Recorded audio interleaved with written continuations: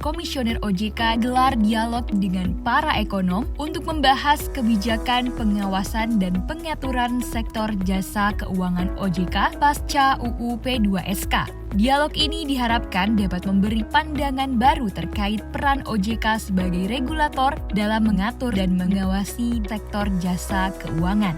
Kita bukan hanya banyak melakukan diskusi, ternyata kita punya pandangan yang sama, optimisme yang sama, sikap positif yang sama.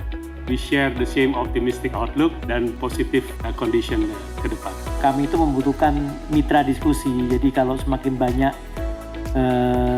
pengamat, analis yang melihat kepada asuransi, kepada pegadaian, kepada P2P, kepada pasar modal, ada yang liatin ITSK, macam-macam itu. Ya memang sebagai lembaga publik ya kami memang harus berdiskusi dan harus mendapat input dan kemudian merespon karena semua untuk demi masyarakat Indonesia. Kita harus duduk bersama juga agar supaya selaras dengan pendalaman pasar lah. Jadi apa yang kita lakukan tentunya koordinasi di antara kita, jangan sampai ada aturan-aturan yang memang within kemampuan kita ya.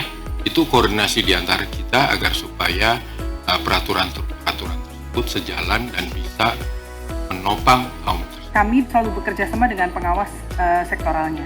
Dalam hal ini untuk pinjol ya, kami ini melihat juga memang seperti tadi disampaikan, pinjol, kemudian pay letter juga, itu adalah nasabahnya kebanyakan memang anak-anak muda. Bahkan kemarin usianya antara 19 sampai dengan 35 tahun, mereka proporsi untuk cicilannya itu sudah sampai dengan 90% dari income-nya dia. Ini nggak sehat banget. Jadi dengan peta jalan ini, kita akan membawa industri peer-to-peer lending untuk lebih mengarah pada kegiatan yang lebih produktif dan UMKM. Di tingkat sekitar 70% lah nanti sebarannya ke produktif dan UMKM. Apa bisa hidup itu melalui Finturat? Tapi kami sangat yakin itu bisa hidup. Kenapa begitu? Karena salah satunya itu kita tidak hanya aspek bunga di situ, tapi adalah valuasi. Mengapa para investor mau di peer-to-peer lending dan kemudian juga di yang terkait dengan Finturat? Karena ada value dari valuasi.